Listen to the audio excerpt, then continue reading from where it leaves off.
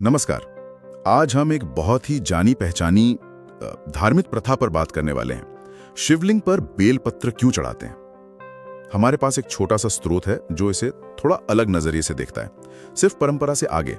तो चलिए इसी स्रोत के जरिए थोड़ा समझने की कोशिश करते हैं कि बेलपत्र चढ़ाने के पीछे असल में क्या है।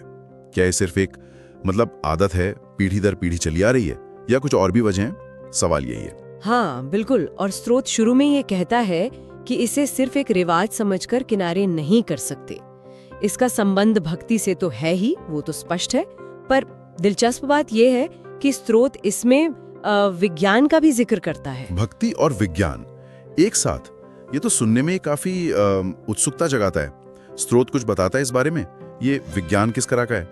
कोई लैब वाला विज्ञान या? हाँ नहीं, ये समझना जरूरी है। स्रोत जिस विज्ञान की बात कर रहा है वो शायद आज का मॉडर्न साइंस नहीं है। ये ज्यादा पारंपरिक ज्ञान या कह लीजिए प्रकृति के गुणों की जो समझ होती है उससे जुड़ा हुआ लगता है।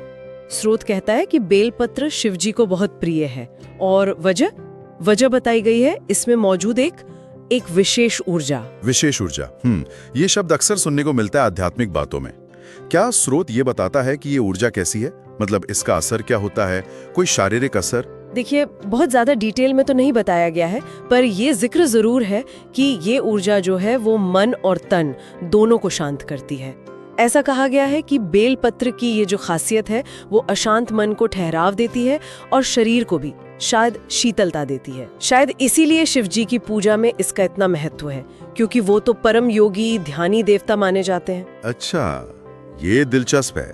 तो बेलपत्र चढ़ाना सिर्फ एक सिंबॉलिक चीज नहीं हुई, ये एक ऐसी चीज चढ़ाना हुआ जिसके अपने कुछ गुण माने गए हैं, शांति और स्थिरता वाले गुण। ये बात तो थोड़ी गहरी हुई, सिर्फ परंपरा से ज्यादा। निश्चित रूप से, और भक्ति वाला पहलू भी उतना ही मजबूत है।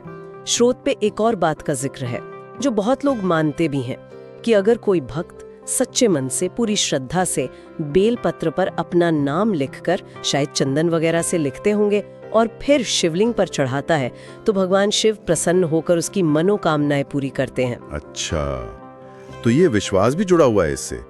एक तरफ तो बेलपत्र के अपने गुण, उसकी ऊर्जा की बात हो गई, और दूसरी तरफ भक्त की श्रद्धा और ये मनोकामना पूर्ति वाली बात। स्रोत इन दोनों को मिलाता है क्या? हाँ, ऐसा लगता है जिस स्रोत इन्हें अलग करके नहीं देख रहा। उसके हिसाब से शायद बेलपत्र का प्रिय होना, उसकी वो शांत करने वाली ऊर्जा और भक्त का सच्चा विश्वास, ये सब मिलकर ही उस अर्पण को असरदार बनाते हैं। ये भक्ति का वो रास्ता है जहां आस्था और प्रकृति दोनों साथ चलते दिख रहे हैं। वो जो विज्ञान और भक्ति के संगम की बात हुई थी ना शुरू में, वो शायद इसी तरह से है। एक प्राकृतिक चीज जिसके अपने गुण हैं, उसे भक्ति भाव से चढ़ाना। समझ गया। तो अगर हम इस स्रोत की बातों को सार में देखें तो बेलपत्र चढ़ाना सिर्फ एक रस्म नहीं है, ये शिवजी की प्रिय चीज चढ़ाना है जिसके अपने गुण हैं, शांति देने वाले गुण, और साथ ही ये भक्तों की गहरी आस्था और उनकी इच्छाओं से भी जुड़ा हुआ है। बिल्कुल सही कहा आपने। ये स्रोत हमें भक्ति और प्रकृति के बीच का जो रिश्ता है उस पे सोचने का एक नया नजरिया देता है, खासकर बेलपत्र की इस कथित ऊर्जा के बारे में। और ये हमें एक बड़े सवाल पर लाकर छोड़ता है ना, कि क्या हमारी जो दूसरी पारंपरिक या धार्मिक प्रथाएं हैं उनमें भी इसी तरह के गहरे मतलब या कोई प्राकृतिक असर छिपे हो सकते हैं, जिन्हें शायद हम आज की नजर से और बेहतर समझ सकते हैं, या जिन पर शायद और खोजबीन की जा सकती है।